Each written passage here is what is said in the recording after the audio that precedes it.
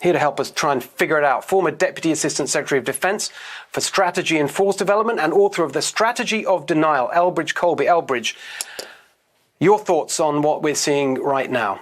Well, I think you're absolutely right that China is the overwhelming threat, Steve. And this is really not about what one thinks about Russia or Vladimir Putin or whether he's a bad guy or a good guy. Obviously, he's a nasty guy.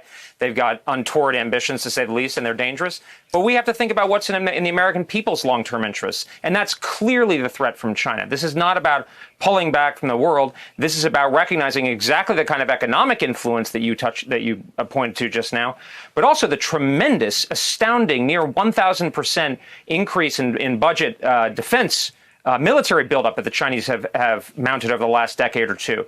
And that's coming home to roost right now. And so, I mean, talking about significant new deployments of U.S. forces in Europe, I mean, people are acting like it's 1999, like there's no great power rival. And China is the greatest rival in some senses we've ever faced. It's potentially a larger economy than we are. And that's the first time that's happened in 150 years. And people are acting like it's 1999. What's really striking, Steve, is to see kind of hawks and Republicans talk as if there's no choices out there. We're supposed to take military hard power seriously. And the fact is we just don't have enough to go around. You might want that to be another way, but that's the facts. And if we put it in Europe, we are increasing the risk to Taiwan. And that's the risk to the Americans' interests over the long term.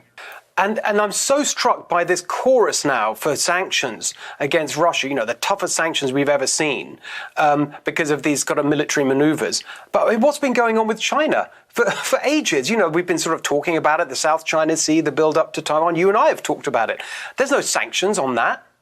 Yeah, I mean, I think it shows the degree of enmeshment with China that you pointed to. There's a tremendous interest in the country that don't want that to happen.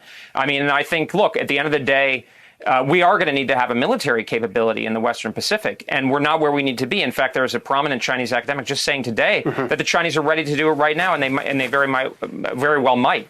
So I think that's where our focus needs to be. It's not that Russia isn't a challenge, but as you suggested, the Europeans can handle this. They dwarf the Russians in economic power, and they could turn that to military power if they want. We can help them. We can help the Ukrainians. We can help the Germans, but it's a matter of will. And if we send huge additional forces to Europe right now, that's going to send the wrong message. And that does trade against Asia. And Asia is where the future of the world is going to be settled and where Americans' futures are going to be settled. Exactly. I mean, if only all that outrage and indignation and energy from all these senators, both parties, were focused on something that would actually be taken seriously by China, we'd be in a lot stronger position. Elbridge Colby, great to see you again. Thanks so much for joining us. We'll be right back.